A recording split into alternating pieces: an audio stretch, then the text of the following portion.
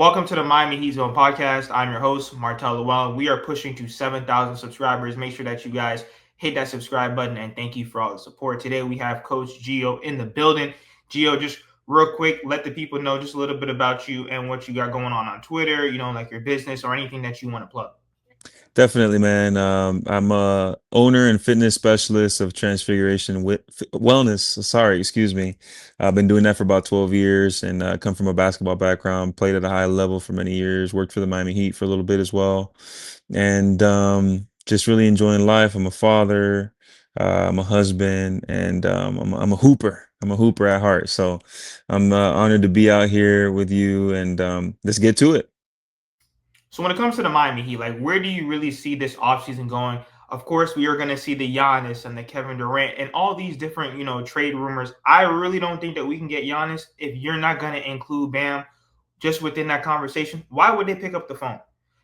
Plus the Hmm. Milwaukee Bucks, they're going to do what's best for them. I think they're even in a worse position than the Portland Trailblazers because they didn't even know that Giannis was going to be this, champion, all-star, plus like this MVP player, even when they got him. So they've already made it clear if they're going to send him out, they're going to gut the other roster, which that kind of hard caps Giannis because he already said it. He wants to win multiple championships. He's not just going to come to the Miami Heat and then he's by himself. He's pretty much starting all over again, like how he is within Milwaukee. And then, like I said, Kevin Durant. Now we're hearing the Spurs. We're hearing all these different teams, which I could see him coming to Miami, but there's going to be teams that are willing to put up one more extra first round pick or maybe one more young piece that the Miami Heat will not part ways with.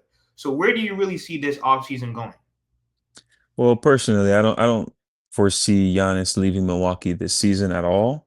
I actually feel that that trade that they made last year before the deadline gave them a little bit of flexibility so that they can kind of make some small incremental improvements for this upcoming season. So I don't really see him going anywhere. There's also been reports that Milwaukee uh, they're not going to do anything to help him in the sense that they're not going to send him um, to his desired location unless they get back what they're looking for. Who knows what's really going on there? In terms of Miami and what we can expect this season, we all know that they've been interested in Kevin Durant since he came out of Texas. I don't know that Miami will have enough assets or are willing to part with the assets that maybe Phoenix wants. So it's really the only way I foresee Kevin Durant going to Miami is if he says Miami and only Miami, and I don't think that's the case. There's been some reports that he'd like to go to San Antonio, and we all know about Houston and the likelihood of that happening. We don't know what's going to happen, but I think Miami, in terms of what they're going to do for next season, it'll probably be some small incremental improvements. Hope that someone asks out by the deadline and we'll see what happens, man. It's a lot of question marks. Yeah, but I mean, like when it comes to the Miami Heat, we get so stuck with this star thing and the whole whale thing. You had Udonis Haslam even today, like on his podcast and on like I think with ESPN. Oh, Pat Riley, he's gonna try to get this whale. He's gonna try to get this superstar. But I just think that all you're doing is putting that negative, mindset in Miami Heat fans because we all know that's not gonna happen. Those days are over. And in my opinion, when you look at all these other teams across the league, you don't need a big three. You need a well-rounded team. You need a top maybe 7 to 8 guys that guess what? They're interchangeable. They can pretty much play with each other. The chemistry is right. High level role players. That's my thing. There's no way that we're going to talk about superstars and we have foundational basketball principles missing on this team. Size, rebounding, athleticism, playmaking. We don't have a playmaker on this team. Yes, Bam is great. Yes, Tyler's great. And there's different guys that could do different things. But I just feel like there's a lot of one-dimensional players on the roster. And like I said, there's not really that many players on the actual roster that maximize Bam and Tyler. Yeah, definitely. The game is different these days. Long gone are the days where you can be a subpar defender and stay on the court for long periods of time, unless you are an elite bucket getter, unless you're a Jalen Brunson, a Karl Anthony Towns, Luka Doncic, where you're so elite offensively that they're just going to put the pieces around you to protect you. Miami doesn't have that guy that's going to get you consistently 30 a night that you can be okay having him be a liability. Tyler Hero. People give me a hard time because I give him a hard time about his defense, but Miami can definitely build around those two guys if they have elite level role players. And that's probably the toughest thing to find in the NBA is those elite level role players, but there's definitely a team building aspect that you can do that if you get creative. But don't you feel like the Miami Heat have, like, instead of looking for those high level role players at times, they went more with the undrafted route because maybe it's cheaper, maybe it's easier. And that's really where I just feel the Miami Heat have fallen short. Now, when you look at the organization, I know that, everyone's been there for 30 years and, everyone respects each other and they're all on one page. But especially like when you look at the organization, Pat Riley, or I mean, but even the coach Eric Spoelstra, I think he still is the best coach in the NBA, but we've had a terrible offense for like 5 years. We've had this quote unquote third quarter for years. There's a lot of these mistakes and there's a lot of these, negative things when it comes to the Miami Heat, which we all know. We know that we're going to blow the lead. We know that we can't score. How come this is not changing, especially when you have a veteran coach and you have Pat Riley? Like, don't you think he should be in the hot seat? I know that, there was some rumors about us, possibly getting like another coach on the coaching staff. I think that we need to shuffle the deck all across the board. I'm not saying people need to get fired, but you have to be able to bring in new mindsets, guys maybe from a different perspective and not maybe just going to agree with everything that Spo wants to do, especially how we've seen it. Even since Jimmy Butler's been here for 5 seasons, we've had some bad things going on with this Miami Heat team, and they have not changed by any means. So I would counter that by saying they just didn't have enough talent. Okay, let's look at Indiana, for example, because there's two ways you can look at it. You can look at it as Miami hasn't had a guy average 25 points or more in a season in a very long time, who will make the game a lot easier for the other players, the others, as Shaq likes to say. And you could build that route in order to have an elite offense, right? A guy that's an engine. I'm just using an example. A guy like Trey Young, who's going to give you 24 to 28 a night and give you 10 plus assists. That alone will get you to be a top 15 offense. Or you can build like Indiana, where you have 8 guys that are threats to get you 20 at any night. So Miami doesn't have that. I wouldn't necessarily put it so much on Spo, although he is culpable to a certain extent. But I think more so it's the just the lack of offensive talent. When you have guys like Haywood Highsmith creating, and you have guys like um, Drew Smith creating, and Davion Mitchell creating. I mean, those are guys that they're great players, but they're the ones that should be ending plays, not the ones initiating. So I think it's more a level of offensive talent. We see it when Miami plays against other teams. I mean, even Chicago, there was a game where they had some guys on the bench that were just you were more concerned about them scoring on offense than some of the guys in Miami. So I think it's more a level of the offensive talent, and definitely from top to bottom, there's some changes that need to be made, but I think it's more on the court, not off the court stuff. But then no, but I'm saying is yes, 100% we have a lack of talent. But I'm saying is why do you think that Eric Spoelstra, even his offensive scheme, I just feel like I haven't seen anything change. Yes, trust me, this is 110% on Pat Riley. Like when it comes to roster construction, the fact that Bam has been asking to play the four for the past 3 years now, and it's just happening now, I think that's a huge thing.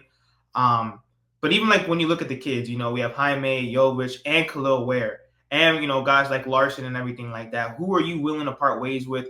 The Phoenix Suns, they did say that they want a center in any of the deals that they do make for Kevin Durant. I know a lot of people are going to say, yeah, I mean, like, just trade the guy already. But at the same time, Khalil Ware, he could have a lot of potential. Think about it. He only played half the season, and look at what just look at what he was able to do with playing half the season, the Jimmy Butler trade, and just everything that went down. Like, how do you feel about trading Khalil Ware, which now that means that Bam Adebayo would potentially have to go back to the five? So to answer the first part of the question about Spo maybe not making adjustments to the offense, there have been some adjustments. They've been very subtle, but there have been adjustments. The issue that I see with the adjustments is no matter how much you adjust, it's the same roster. So how much really are you gonna improve that? There's a ceiling there, and I think Spo was able to maximize the past 5 years as better than any coach could have with the roster that he had in his at his disposal.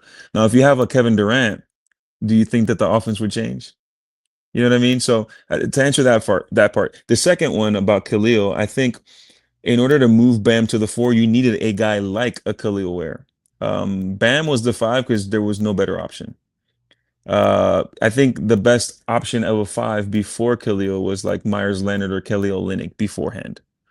You know what I mean? So being able to have that guy that can guard the basket, a guy that can rebound so that Bam can more freely roam and guard the perimeter was crucial. And we saw them that there was some bright spots when they played together. Khalil Ware, if it was me in the front office, I would move him, but for the right piece. I don't necessarily think I would move him for a Kevin Durant, but for a Giannis in a heartbeat. It all depends on who's the player that's available for trade, and how many young pieces would you have to give up? Would you have to give up Khalil and something else and draft picks? It depends on the quality of player. But for a Kevin Durant, I necessarily wouldn't move him because that you would need him and Khalil to be able to advance as an offense and as a just team in general. So how do you feel about Mr. 22 Andrew Wiggins? Because yeah, I mean he was traded mid-season.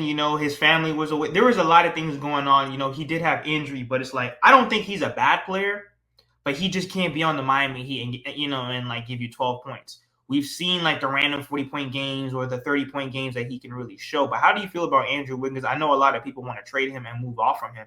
I don't necessarily think he's a bad piece, but where do you stand with him? I've always liked him. I've liked his potential. I've liked his athletic ability.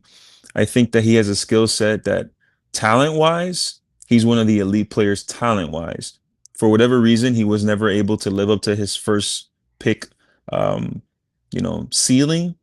But I mean, we saw there was a game where he dropped 40, and then the next game, I think he had like 30, and then he had a few stinkers, like three or four stinkers. That's, I guess, at this point, I mean, he's 30, like he is who he is. But I think if he was in Miami as maybe the fourth or fifth option, that's a different story. You know what I mean? If you're expecting him to be what he was his first 3 or 4 seasons in Minnesota, or even what he was in 2022 with Golden State, you're sadly mistaken. At this stage in his career, I think he could be a very solid veteran that can guard the opposing team, first or second best wing scorer. He could be a great fourth or fifth option on a championship level team. But if you're expecting him to give you, 22, 23, 24 points a game, I think you're mistaken. He's more of a 16 to 18 point per game guy where he'll have a 40-point game and then maybe a 12-point game. But that's, I think, what you can expect for him at this stage. And then now with Tyler Hero, right before we close, like, what do you think about his extension? He was really, neutral about it, saying, well, listen, like if I don't get paid now, then I'll get paid later. But there's a lot of people that want to cook Tyler Hero, and I kind of understand why. But then, like when you also look at the roster, I mean, think about it. You have Andrew Wiggins, who he didn't really show up in the Cleveland series.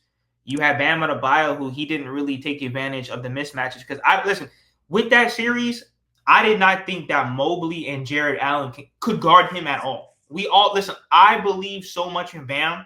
It just doesn't translate to the court, which I think we all do. I think that Bam could be like a 25-10 guy. Don't get me wrong. He has to do a lot on the court, and it sometimes gets overlooked. But I just feel like when you look at the offense, Tyler Hero pretty much carried the offense the whole season. So yes, he might have his defensive issues, but who was really carrying that offense the whole season?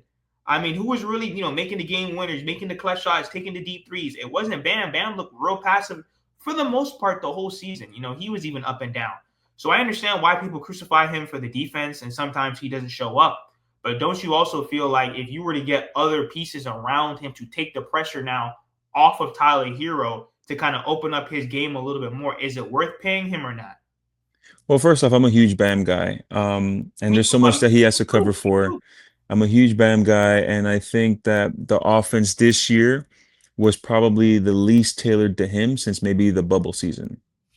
All right, so I think that's a part of why, and he was also missing a lot of easy shots that he normally makes. And in the second half of the year, especially when Khalil came in, I think he averaged the rest of the year was like 20-9 or 29-4 or something like that.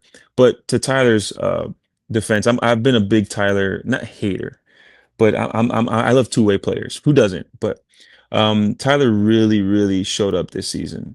This was his best season by far. He led the team as far as he could. But this extension, I'm not as low on it as other people are because I do realize that the cap will go up with this new TV deal. But I do have a hard time paying. a guy that's not going to be a top 10 scorer in the league, $50 million a year, if you're that much of a liability on defense. Now, granted, if Miami is able to partner Tyler and Bam with another guy as the one, that's a different story. You can pay him the 50 because he'll be an elite second option, and you kind of need those three together to contend. But if it was me at this point, I would probably look into seeing ways after this season if he makes a stink or if he makes all NBA even, which that extension looks crazy, ways that you can probably get some draft picks or some young pieces in return for Tyler. If you're not able to get someone this summer that will improve the team, just because it's going to be a lot, you're going to be handicapping your team if you're paying two guys 50 mil that aren't first options. So that's where I'm at with it. I'm not as low on it as other people are, but it does limit your flexibility in terms of adding that first piece. Yeah, I mean, like a lot of people don't understand how important this new CBA is, and really, roster construction is everything. Because if you pay the wrong guy, you're going to be stuck with him for the whole ride. I mean, just look at Bradley Beal. You know, the Phoenix Suns for the past 2 seasons have pretty much said, we don't want him anymore. Someone please take him. You know what I mean? So it's like, so if you do pay Tyler that 50, which I don't even think that the Miami Heat would do that, No. like when it comes to these negotiations, fine, you want your money, but then also too, that's what you're supposed to do.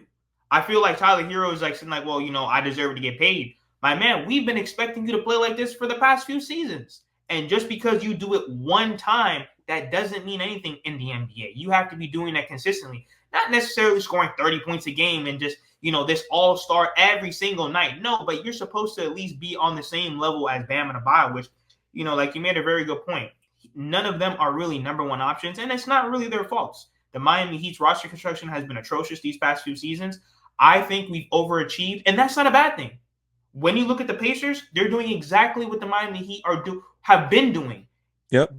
They have literally been playing great basketball close to the end of the season. Everything's clicking. Guys are actually stepping up, and that's really what the Miami Heat formula is. They have a great coach, and then plus, they have Halliburton, so everything's working out for them right now. And I just want the Miami Heat to build a proper roster. That's it, Gio.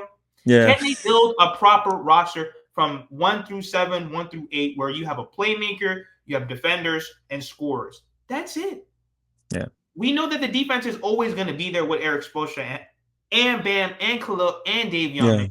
Which, do you think it's going to be a hard thing to re-sign Davion? Like, where do you? I mean, because he's always in the gym with us. I don't think he's going anywhere.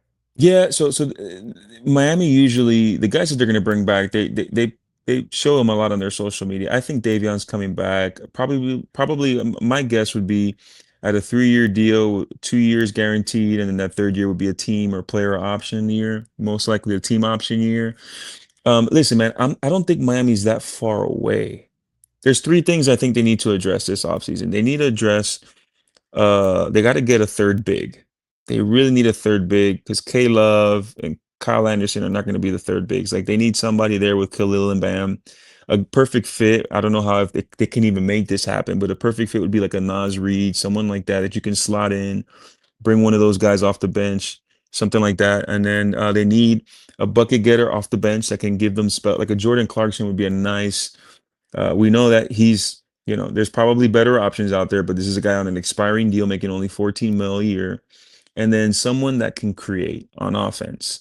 Now, it'd be nice to have a Kevin Durant, but there's more of a need for the third big, a creator off the bench, and a point guard that can distribute and play make. Those are the three biggest needs that this team has.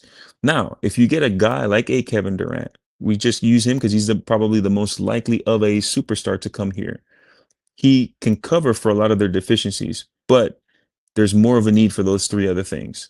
And I think if they addressed at least two of those three things, they'll be in a much better shape. They'll be a top 6 seed coming out of the East next year. And we'll see what happens. You never know who can ask out. Nobody expected De'Aaron Fox to ask out. So you never know who can ask out by the deadline next year.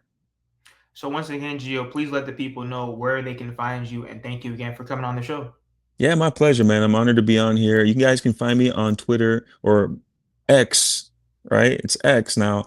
Gio Valdez _ every other social media platform. I am Coach Gio _. And I'd love to catch up with each and every one of you guys and talk hoop. Guys, make sure that you guys like, share, comment, subscribe. Go follow Gio on all of his platforms. And thank you guys for all the support.